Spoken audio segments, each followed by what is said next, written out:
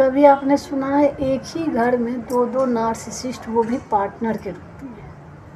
हम लोग आए दिन सुनते हैं ना, नार्सिसिस्ट सिम्पैथ की लव स्टोरी, वो लोग किस सिचुएशन से गुजरते हैं, क्या क्या सहना पड़ता है, नार्सिसिस्ट किस तरह से सिम्पैथ को अट्रैक्ट करता है। लेकिन कभी ये नहीं सुनते कि दो दो नार्सिसिस्ट एक साथ कैसे रहते हैं, क्या क्या करते हैं, किस तरह से ज़िंदगी गुजारते हैं। चलिए इसी पे बात करते हैं कि उन लोगों की ज़िंदगी किस तरह की होती है। मैं हूँ मनीषा कर्ण, आप लोगों की रिलेशनशिप कोच। जब एक ही घर में दो दो नार्सिसिस्ट होते हैं ना, तो ये ज़्यादातर ना आपको अरेंज मैरिज में देखने को मिलती है, लव मैरिज में बहुत कम। शुरू में ना वही है कि दोनों एक दूसरे पे लव बॉम्बिंग करना, फेक केयर करना, फेक पर्सनालिटी बना के चलना, दोनों की आदत होती है। अगर किसी की गलती है तो अपनी गलती ना मानना, एक दूसरे पे ब्लेम लगा देना, झूठ बोलना। कभी गलती भी है तो माफ़ी ना मांगना, यही होता है।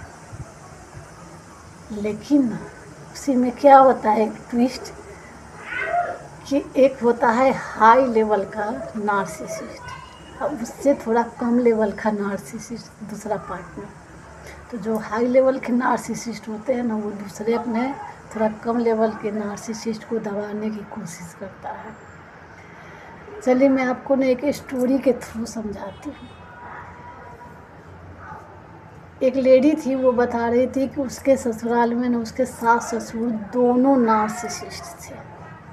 उसका हस्बैंड भी नार्सिसिस्ट था, लेकिन उसके सास ससुर दोनों थे नार्सिसिस्ट।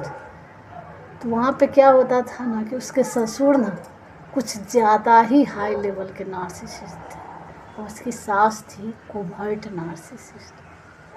जो कोवर्ट नार्सिसिस्ट होते हैं ना, कि शांति से पीछे से चुपके से वार करती है। चुपके से तो दोनों वार करते हैं, लेकिन कोवर्ट नार्सिसिस्ट का मतलब होता है, कोवर्ट का मतलब गुप्त, वो गुप्त तरीके से वार करती है जो किसी को पता भी ना चले। और ओवर्ट नार्सिसिस्ट वही है, चिल्लम चिल्ली करना, गुस्सा करना, अपनी बात किसी भी तरह से मनवाना। वो तो कोवर्ट नार्सिसिस्ट भी वही करते हैं, लेकिन वो थोड़ा ज़्यादा ही हाई लेवल के नार्सिसिस्ट थे। तो वो अपने वाइफ को पूरी तरह से दबा दिया। तो कोवर्ट नार्सिसिस्ट किस पे कंट्रोल पाने की कोशिश करे, तो वो अपने सास पे ही, जो उसकी सास थी ना, वो सास अपने ही सास को कंट्रोल करने की कोशिश करती थी, अपने मुताबिक चलाती थी। और जब उसके बच्चे हुए ना, तो उसमें एक था शांत टाइप का, जो चुपचाप से अपना पढ़ाई करना, अपने मतलब मस्ती में रहना। देखता था कि हाँ झगड़ा हो रहा है, लेकिन वो सोचता था किसी भी तरह से मैं पढ़ाई करके निकल जाऊँ। और दूसरा था गुस्से वाला, वो उसी पे आजमाती थी अपना कंट्रोल। उसी बेटे को उकसा देना, चल हो गया। बाद में उस गुस्से वाले बेटे की शादी हुई, वहाँ पे बहू आई इम्पैथ। अब उस बहू को कंट्रोल करने की कोशिश करती थी, क्योंकि जब तक वो लोग कंट्रोल नहीं करेंगे तो उनका तो पेट नहीं भरता है, भूख कम नहीं होगी, क्योंकि वो तो उनकी भूख है ना कंट्रोल करना। कंट्रोल करते हैं तब तो उनकी भूख मिटती है। तो वो क्या करती थी, अपने बेटे को उकसा देना, अब बेटा सीधा बहू पे अटैक, इस तरह से वो चुपके से वार करती थी।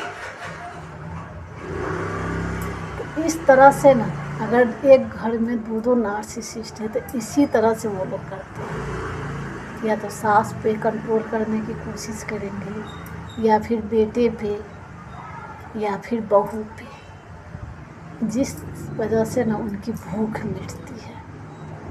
तो सब लोग सोचते हैं ना कि एक घर में नार्सिसिस्ट कैसे रहता है, तो इसी तरह से वो लोग रहते हैं। तो उसकी इम्पैथ बहू तो शुरू में ना, इसका स्टोरी भी पूरा कर देती हूँ।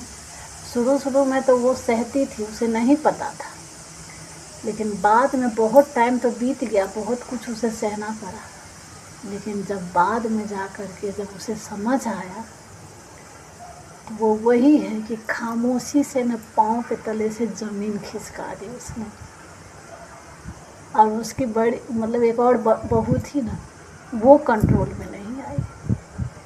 अगर आप लोग सोचते हो ना कि एक घर में दो नार्सिसिस्ट कैसे रहते हैं, तो इसी तरह से रहते हैं। वो लोग समाज को दिखाने के लिए, वो लोग तो समाज के आगे में तो अपना नकाब लगा के घूमते हैं ना, तो समाज को दिखाने के लिए किसी न किसी तरह से वो लोग रहने की कोशिश करते हैं। तो अगर आपको ये वीडियो अच्छी लगी हो तो लाइक कमेंट शेयर ज़रूर करें। और किसी को समझ नहीं आ रहा है, जो लोग नार्सिसिस्ट के चुंगल में फंसे हुए हैं, तो उनको समझ नहीं आ रहा है कि वहाँ पे क्या करे क्या ना करे, तो आपको पर्सनल सेशन लेनी है तो मेरे बायो में जा कर के व्हाट्सएप नंबर पे मैसेज कर सकते हो। वैसे मैं डिस्क्रिप्शन बॉक्स में भी डाल देती हूँ।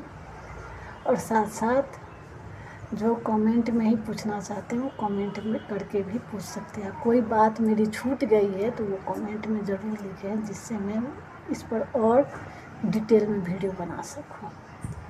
और खुद के लिए जिए, खुद के लिए, अपने स्वाभिमान के लिए जिए।